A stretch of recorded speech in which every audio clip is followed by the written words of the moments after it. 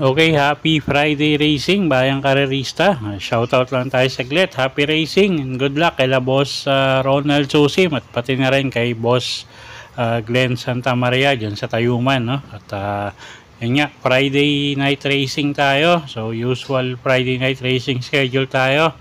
7 karera, start time alas 5 ng hapon. At simulan na nga natin yung mga giya natin para sa araw ng Biyernes, July 18, 2025. Okay, race 1 tayo. Start ng winner take all. 3-year-old and above maiden race placers. Distansya natin 1,400 meters. Full gate tayo dito, no? At first choice nga natin, kalahok numero 13. Tingin ko medyo lamang to. Borderline, JB Hernandez yung re-renta dyan. At pag maganda tinakbo niya, tingin ko malaki panalo niya, no? At may kainaman yung lahi niyang kabayo yan, isang imported horse. So tingin ko medyo lamang yan. At pwedeng pangsama, pang protection kung kursonado nyo yung kalahok numero 11 na si Madre Taberna.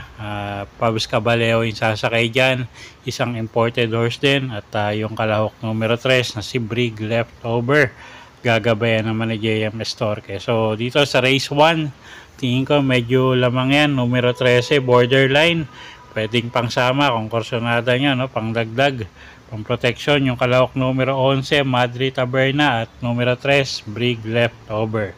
Okay, race 2 tayo. Start ng pick 6, class 5, 6 to 10 bracket, distansya 1,200 meters, may 7 kalahok tayo rito. Okay, first choice numero 5 H.E. Halley. Elvin Abrea yung sasakay dyan. At tingin ko parang angkop sa kanya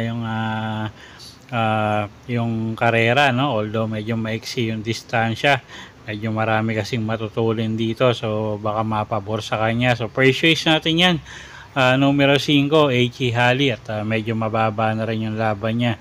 Second choice natin yung kalahok numero 3 na si Galactus. Pabs Caballero naman yung sasakay dyan, gamay ng hinete. Okay, so sa race 2, first choice numero 5 H.E. Halley.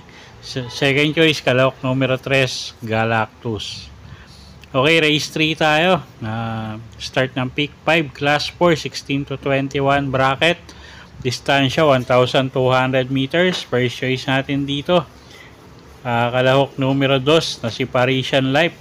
Pati Dilema yung sasakay dyan. At medyo may tulin din tong kabayong to, so pag nauna tingin ko malaki rin panalo. Second choice kalahok numero 7 Baba Boom. Diyan Alvin Gossi naman yung sasakay dyan, regular rider niya. At tingin ko gumaang din yung laban yan. At third choice natin yung kalahok numero 8 na si Anli Byrne, gagabayan naman ni Mark Gonzalez. Okay, so sa race 3, first choice nga numero 2 Parisian Life. Ang second choice natin yung kalahok numero 7 na si Baba Boom. At third choice nga yung kalahok numero 8 na si Anli Byrne. Okay, next race tayo, race number 4. Race 4, start ng pick 4, class 5, 6 to 10 bracket split, distansya 1,200 meters, may 8 kalahok tayo rito. Okay, first choice natin, tingin ko medyo lamang din, kalahok numero 1 Super Spunky. Pati Dilema yung re-renta dyan, tingin ko angkop yung distansya sa kanya 1,200 meters. Although may mga matutulin din dito, no? Pero tingin ko kaya niya yung ere. So first choice natin yan, kalahok numero 1 Super Spunky. Second choice kalahok numero 6 na si Early Bird, gagabayan naman niya ni Ed Jordan Guerra. Okay, so dito sa race number 4, first choice natin, tingin ko medyo lamang, numero 1 Super Spunky. Second choice kalahok numero 6 Early Bird. Okay, race number 5 tayo, class 4, 28 to 33 bracket, distansya 1,200 meters, may 6 na kalahok tayo rito, pero halos lahat to may panalo, no? So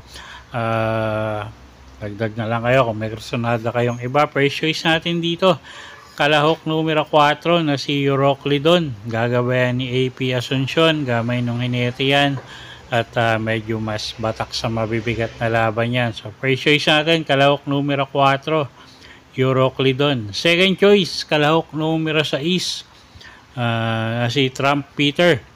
Paul Repe naman yung sasakay dyan, at medyo nagpapakita ng inam tong kabayong to ngayon. So tingin ko malaki rin panalo niyan. Okay, so sa race number 5, first choice numero 4, Euroclydon. Second choice numero 6, Trump Peter. Okay, race 6 tayo. Penultimate race, class 5-5 non-placers. Distansya 1,200 meters. Okay, first choice natin dito, kalahok numero 5 na rin na si Pendant. AR Villegas yung sasakay dyan, at siya tingin ko yung pinaka-consistent manakbo, no, sa mga runners dito sa race number 6. So first choice natin yan, kalahok numero 6 na si Pendant, at gamay din ng hinete. Second choice, kalahok numero 3 sa G-Song. RJC Tabor naman yung sasakay dyan. Pag nilabas ng connection, tingin ko may panalo rin yan. Okay, so sa race number 6, first choice nga numero 5, Pendant. Second choice, kalahok numero 3, G-Song. Okay, race 7 tayo, last and final race for the day, class 5-5 placers, distansya 1,200 meters. May 8 kalahok tayo rito. First choice ko, kalahok numero 7, Anyare. Dan Camanyero yung sasakay dyan. Tingin ko medyo angat sa grupo to, no? At yung mga kinakalaban nito nung huli, tingin ko nga medyo mabibigat. So siya yung first choice natin, kalahok numero 7, Anyare. Second choice, kalahok numero 3, Double Strike. AP Asuncion naman yung sasakay dyan, at medyo mababa rin sa grupo, at siya nga yung second choice natin. Third choice, kalahok numero 6, Pangdehado, Blown Away, gagabayan ni Berjo Melgalieta. Okay, so sa race 7, first choice nga numero 7, Anyare. Second choice, kalahok numero 3 na si Double Strike, at third choice natin, Pangdehado, kalahok numero 6, Blown Away. Okay, so yun po yung mga giya natin para sa araw ng Biyernes, July 18, 2025.